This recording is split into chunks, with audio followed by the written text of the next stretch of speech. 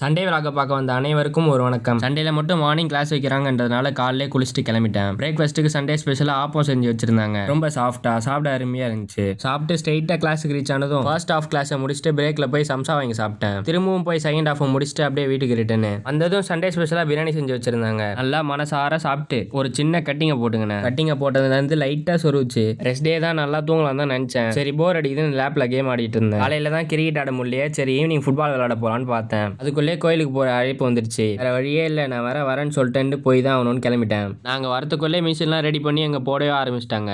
இன்னொரு பக்கம் என்னோட அடுப்பு எரியுதுன்னு பார்த்தா கான் வேக வைக்கிறாரு. இதை சேல்ஸ் பண்ற பிசினஸை நான் டேக் ஓவர் பண்ணினேன். இது வரைக்கும் Z900 ZX10R எல்லாத்தையும் பார்த்துட்டேன். ஆனா கவாஸ்கில அட்வென்ச்சர் மாடல் இப்பதான் பார்த்தேன். எனக்கு நார்மலாவே பைக்ஸ்னாலே கிரேஸ், அதனால சும்மா பதிவு பண்ணணும்னு நினைச்சேன். அதனால இதை வீடியோ எடுக்க சொல்லி ஆரம்பிச்சு விட்டேன். இது Kawasaki ninja versus 650 adventure model. சொல்லணும்னு நினைச்சேன், வேற ஒன்றும் இல்லை. நாங்க வந்த வேலையை பார்த்துட்டு அங்க இருந்து கிளம்பிட்டோம். முடிச்சுட்டு வரதுக்குள்ள மணி 10 ஆயிடுச்சு. ஆக மொத்தத்தில் சண்டே எப்படி போச்சுன்னு எனக்கு தெரியல. என்ன வந்ததும் டின்னருக்கு பல வகையான ஐட்டம்லாம் எடுத்துக்கிட்டு நீ நாளை முடிச்சுக்கிறேன். புதுசாக பார்க்குறீங்கன்னா ஒரு ஃபாலோ பண்ணிட்டு பாருங்க. நாளைக்கு புஷ் டேல சந்திக்கலாம். Bye by.